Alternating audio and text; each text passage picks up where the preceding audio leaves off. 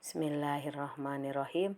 Eh, Bertemu kembali dengan pelajaran SKI sesudah kita mukhoyam ya. Kali ini Ibu akan menerangkan mengenai berbagai macam siksaan yang diberikan oleh orang kafir Quraisy karena kebencian mereka kepada orang Islam. Kemarin kita telah menerangkan mengenai yang terakhir mereka adalah menawarkan bertukar sesembahan. Tapi kemudian Nabi Muhammad mempertegas larangan adanya percampuran agama ini dengan ajaran yang lain. Penolakan itu semakin membuat masyarakat kaum kafir semakin marah dan akhirnya mereka melakukan embargo atau pemboikotan terhadap para pengikut Nabi Muhammad. Dan embargo ini ditulis dan ditempelkan di Ka'bah. Siapa saja yang diembargo yaitu orang-orang Bani Hasyim dan Bani Muthalib yang walaupun mereka belum masuk agama Islam tetapi mereka membantu penyebaran agama Islam, bahkan mereka menolong Nabi Muhammad. Adapun isi embargo ini adalah satu, barang siapa yang setuju dengan agama Nabi Muhammad dan menolong orang-orang yang masuk agama Islam, maka ia dianggap kelompok Nabi Muhammad dan diputuskan hubungan dengannya. 2, tidak boleh menikah dengannya atau menikahkan dari mereka. 3, tidak boleh berjual beli. Nah, akhirnya Nabi Muhammad beserta Bani Hasyim dan Bani Muthalib hidup terisolir dan tinggal di lembah Bani Hasyim. Kaum Quraisy di sini memperketat isolasinya kepada Nabi dan sahabatnya sehingga mereka tidak memiliki bekal makanan sedikit pun. Tetapi dengan pertolongan Allah ada juga orang kafir Quraisy yang sangat sayang atau karunya kalau bahasa Indonesia mah ya terhadap orang-orang Muslim sehingga mereka membawa makanan pada malam hari dan untanya itu kemudian dilepaskan. Lalu pada tahun ketiga karena diembargonya selama 3 tahun, di sini orang-orang kafir Quraisy tidak tega terhadap saudara-saudaranya yang diembargo itu. Akhirnya mereka bermaksud melepaskan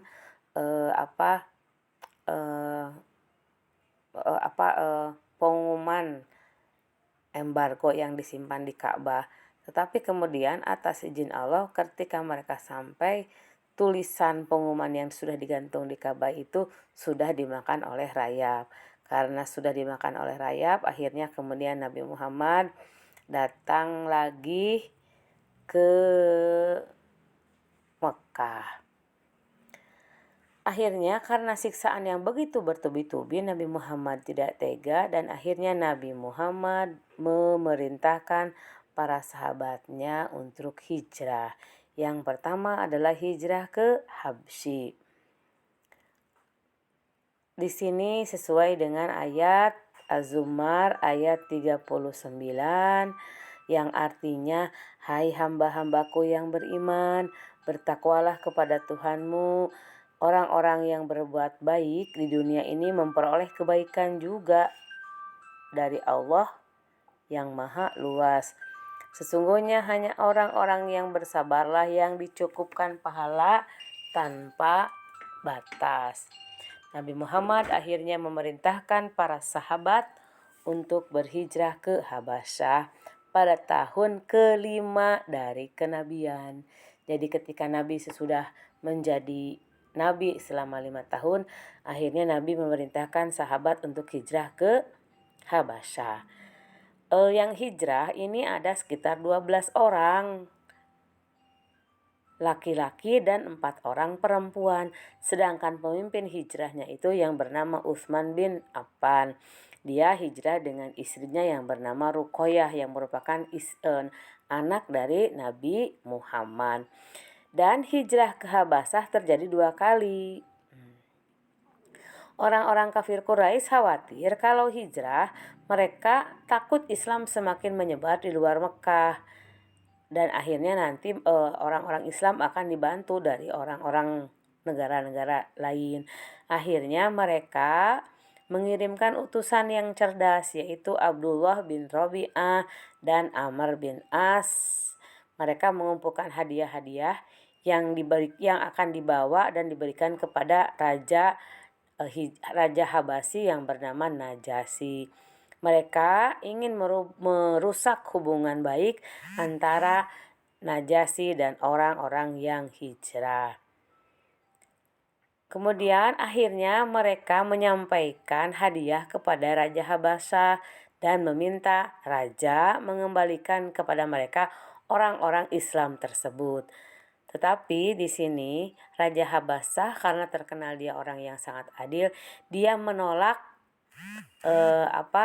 menolak hadiah dan menolak permintaan supaya mengembalikan orang-orang Islam, dan dia berkata bahwa semua yang ada di tempat itu ada dalam perlindungannya dengan aman. Dan kemudian kedua utusan tadi masuk ke Mekah tanpa memberikan hasil yang baik. Yang kedua, kemudian pada tahun ke-10 dari kenabian, Nabi sekarang yang hijrah ke Thaif. Tetapi sebelum Nabi hijrah ke Thaif, di situ Nabi mengalami tahun kesedihan atau yang disebut Amul Huzni, karena Nabi kehilangan dua orang yang sangat dicintainya karena meninggal dunia. Mereka adalah Siti Khadijah dan pamannya yang bernama Abu Thalib. Nah, setelah keduanya meninggal pada tahun ke-10 dari kenabian, orang-orang kafir Quraisy semakin berani mengganggu dan menyakiti Nabi Muhammad. Dan akhirnya Nabi memilih untuk hijrah ke Thaif. Kalau hijrah ke Habasyah, Nabi tidak hijrah tapi menyuruh para sahabat. Tapi untuk hijrah ke Thaif, Nabi sendiri yang hijrah bersama Zaid. Adapun Nabi memilih hijrah ke Thaif, diantaranya adalah Thaif merupakan kota kedua setelah Mekah. Dan yang kedua, di Thaif itu di sini ada Bani Tsaqif dan suku Arab lain yang paling kuat, yang apabila jika mereka masuk Islam, maka merupakan kekuatan besar karena bisa mendukung dakwah orang-orang Islam. Yang ketiga, jarak Thaif dari Mekah itu tidak jauh sehingga bisa membantu menyebarkan agama Islam di Thaif. Dan di sini Nabi meminta perlindungan dari keluarganya yang berada di Thaif, yaitu Kinanah yang bergelar Abu Jalalil dan Mas'ud yang bergelar Abu Kuhal. Mereka adalah para pembesar. Tetapi sebelum Nabi Muhammad sampai di Thaif, terlebih dahulu orang-orang kafir Quraisy di sini memfitnah orang-orang Thaif, sehingga ketika Nabi datang memohon dan mau mengajak mereka beragama Islam, mereka menolak.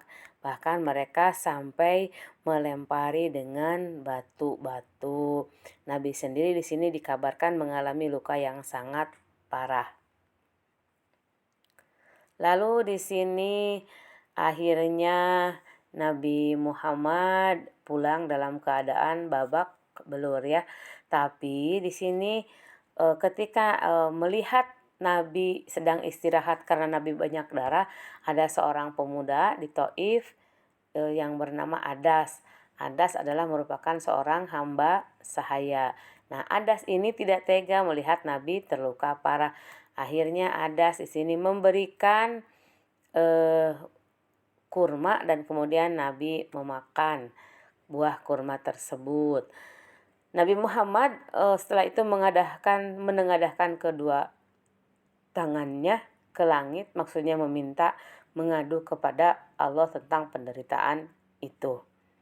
Dan di sini Nabi Muhammad lalu menemui Mut'am bin Adi dan mengabarkan bahwa Nabi ingin masuk lagi ke Mekah dengan perlindungan darinya.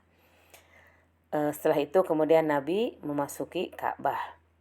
Lalu kita akan di sini menjelaskan, diakhiri dulu ya karena sudah 10 menit.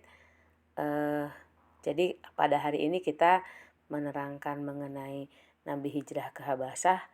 Kenapa Nabi hijrah ke Habasyah? Karena di Habasyah ini adalah ada seorang raja yang sangat bijaksana yang bernama Raja Najasyi. Dan setelah itu Nabi pun hijrah ke Thaif, tapi Nabi hijrah ke Thaif ditolak dengan cara yang sangat kasar, bahkan Nabi dilempari dengan batu. Itu saja yang bisa Ibu sampaikan pada hari ini. Ditutup dengan doa, alhamdulillahirabbil alamin.